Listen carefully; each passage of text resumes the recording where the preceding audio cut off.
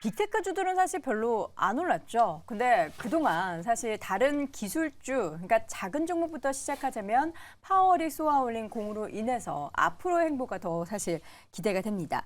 뉴욕 증시 개장 이후 빅테크 종목들 보면은 사실 마이크로소프트가 좀 많이 하락했어요? 네, 일단은 마이크로소프트 같은 경우는 AI 관련돼 가지고 하락을 했다라고 보실 수 있을 것 같고, 그리고는 저 차트 하나 띄워놨는데 이걸 좀 열어주시면은 지금 일단은 어제장에 미국 시장 투심에서 테크, 특히 뭐 AI 혹은 빅테크 관련돼 가지고 요 이제 이슈가 어떤 식으로 받아들여지고 있는지가 좀 보일 것 같습니다. 어제 이게 뭐 뭐예요? 이제 팡플러스라고 해가지고 빅테크들이 포함되어 있는 인덱스군요. 뭐 그런 인덱스라고 보시면 되는데, 우리가 이제 많이들 거래하시는 필라델피아 반도체 지수는 신고가를 쓰고 날아갔습니다. 네. 그런데 차트 모양을 보시더라도 이게 음봉도 음봉이지만 윗골이 없는 아랫골이에요. 완전히 장 초반부터 쭉 내려갔다가 어찌어찌 이제 저가 매수로 반등을 하고 끝났다라고 볼 수 있는, 말 그대로 이제 S&P 500이나 나스닥 같은 경우에는 이제 윗골이가 달리면서 좀 밀렸다라고 표현할 수 있겠으나, 말 그대로 빅테크는 그냥 밀어냈다. 약간은 좀 이제 손바뀜이 발생을 했고, 어찌 보면은 계속 버티던 분들이 좀 털어냈다라고 볼 수 있는 그런 흐름이 나왔습니다. 이게 또 공교롭게도 FOMC 이후에 이런 움직임이 나오다 보니까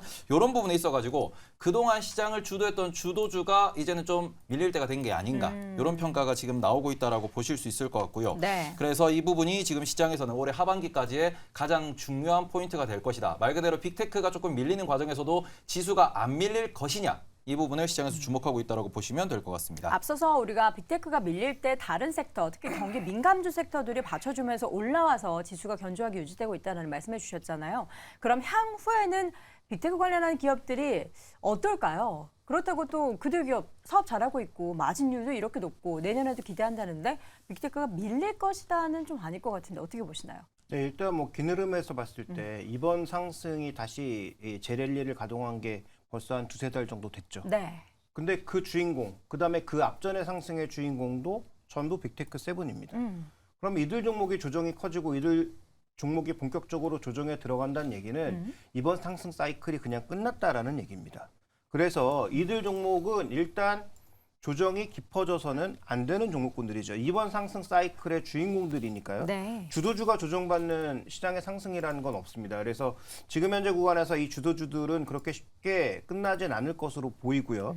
다만 지금 현재 구간에서 이들 종목의 피로감을 느낄 수 있는 사이인 거고, 내년도에 과연 비교적 오른 금리에서 고점 대비 100bp 이상 내려왔지만 그래도 예전보단 대부분 오른 금리에서 내년도 1분기에 어느 정도의 실적을 찍어주느냐 정도는 확인이 좀 필요하겠죠. 왜냐하면 그 S&P 500을 추종하는 여러 유니버스의 그 실적 추정을 보면은 대부분 내년도 실적을 떨어뜨려 놓고 있거든요. 네. 그런데 그게 1분기 실적에서 정말로 증거로 나타나게 된다면 시장은 속도 조절을 할 수밖에 없는 거고, 항상 그래왔듯이 애널리스트들이 보수적으로 본 거고 실제 실적은 그보다 잘 나온다라고 하면은, 그러면 저는 다시 주도주 중심으로 간다라고 보고 있습니다. 그러면 그 사이 간격을 메꿔야 되는데 사이 간격을 어떤 종목들이 메꿀 거냐. 네. 1차적으로는 반도체 내에서 상도적으로 덜 올랐던 종목군들이 신고가 치고 있죠. 대표적으로 웨스턴 디지털, 시게이트 같은 것도 신고가를 칩니다. 네. 웨스턴 디지털과 시게이트가 그렇게까지 높은 기술력의 종목군들인가? 그렇지 않다라는 거죠. 그 다음에 또 하나 눈에 띄는 것은 아까 말씀드렸던 뭐 금속, 그 다음에 뭐 은행주, 뭐 여기저기 숨어있던 종목군들, 경기민감주들이 다 고개를 들고 있다라는 것은 아마도 이런 종목군들이 빅테크가 쉬어가는 사이 시장을 채울 가능성이 높다 정도로 이해하시면 좋을 것 같고, 우리 시장도 똑같지는 않겠지만 조금은 영향을 받을 가능성이 있다. 이 정도로 보시면 좋을 것 같습니다. 네, 빅테크 안에서 애플만 또 떼서 보자면요. 애플이 사상 최고가 경신을 계속해서 올해도 나타내고 있습니다. 근데 뭐 애플은 워낙에 잘 나가니까 또 올랐네 이 정도로 볼 수 있는데, 사실 애플이 올라가면 우리나라의 애플 관련된 종목들이 올라가야 한다라는 게 우리의 보통 일반적인 상식인데요. 요새는 그렇지 않죠? 네, 다르게 움직입니다. 네. 근데 주식 투자가 참 어려운 이유가 앞서 이제 빅테크 얘기를 해주셨고, 네. 시장의 전반의 흐름들의 순환하는 형태에서의 모습들을 우리가 많이 얘기를 했는데, 시장이 올라가는 것 같은데 내가 가진 종목들이 잘 안 움직이는 경향들이 있습니다. 시장은 순환합니다. 미국 시장의 내용을 보게 되면 빅테크 관련주들이 최근에 뭐 오르내림의 모습을 보여주면서 애플은 신고가를 이제 달성했습니다. 반면에 다우 지수를 보게 되면 역대 신고가를 돌파했습니다. 그렇죠. 나스닥 사상 대비해서. 최고가죠. 시장이 항상 이렇게 순환하거든요. 돌아갑니다. 요 타이밍을 잘 잡는 게 이제 주식 투자에서 성공하는 비결에서의 투자 방법이라고 보고 있는데요. 애플이 이제 신고가를 갱신하면서 국내에 영향을 받을 수 있는 몇몇의 종목들이 있습니다. 대표적인 종목이 뭐 삼성전기, LG 이노텍 같은 종목들이죠. 근데 주가의 동질성은 약간 떨어집니다. 이외에도 약간 작은 종목들이 한 13개 종목 정도 있는데요. 저는 애플의 신고가 관점에서의 종목 대응을 하시는 것보다는 이제 휴대폰 관련 산업에 대해서 접근하시는 게 좋을 것 같습니다. 삼성에서 내년 1월 또는 2월에 S24인가요? 신제품을 출시합니다. 벌써 24예요? 네, 24. 1월에 아마 출시하는 걸로 알고 네. 있습니다. 여기에 이제 여러 가지 기능들이 들어가는데 이제 가장 우리가 이제 주목하고 있는 것이 가우스죠, 가우스. 가우스. 네. 온디바이스를 기반으로 해서 동시 통역이 가능한.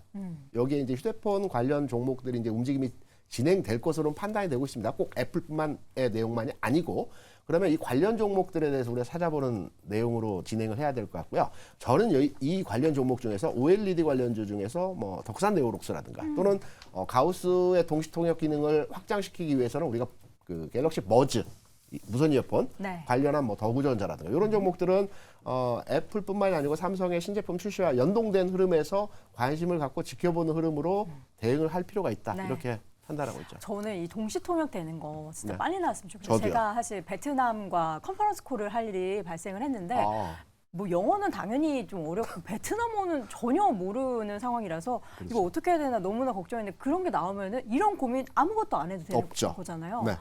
하루빨리. 하루빨리. 예, 하루라도 빨리 나왔으면 좋겠습니다.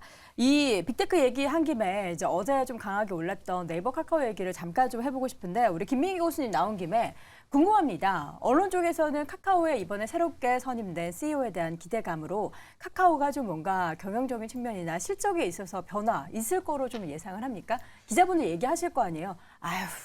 뭘 이렇게 하거나 혹은 야 이번에는 좀 그분 잘할 것 같다더라. 어떤 분위기입니까? 지금 뭐 내부적으로 뭐 기자들끼리도 얘기도 하고 네. 뭐 취재도 하고 있는데 실질적으로 이번에 네이버 카카오 이제 대표 선임이 새롭게 됐습니다. 네. 그래서 아무래도 그에 대한 기대감이 굉장히 높은 편이고요. 카카오 같은 경우는 이번에 새로 신임으로 오시는 분이 아무래도 이 카카오가 좀 내부 자금이 너무 많고 그쵸. 내부적으로 좀 분위기도 많이 다운돼 있어요. 직원들 사이에서도 안 좋은 얘기가 많이 돌고 있는데 그 과정에서 좀 더 리더십을 가지고 좀 잡아줄 수 있을 거라는 얘기가 나오고 있고 하지만 그런 상황임에도 불구하고 아직은 좀 조심스러운 부분이 많이 있습니다. 왜냐하면 또 내년 총선도 있고요. 총선 앞두고 뭐 아무래도 저도 뭐 언론사에 있지만 이 언론 관련 또 이슈들이 좀 많이 있거든요. 그래가지고 뭐 그런 네이버나 카카오에 이제 뭐 검색되는 뭐 기사라던가 이런 걸 어떻게 좀 조정할 것인가 이런 내용도 많이 나오고 있는데 네.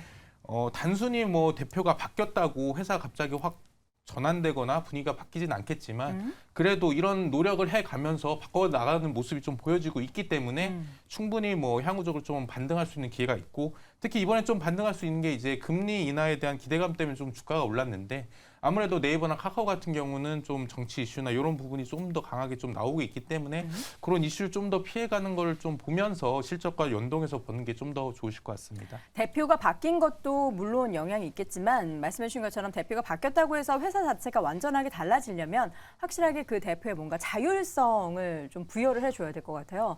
말만 대표지 위에서 뭐 하려 그러면은 이거 하지 마라 저거 하지 마라 하면서 최대 주주 분들이 뭐 이렇게 움직인다면 눈치 보여서 뭐 하겠습니까?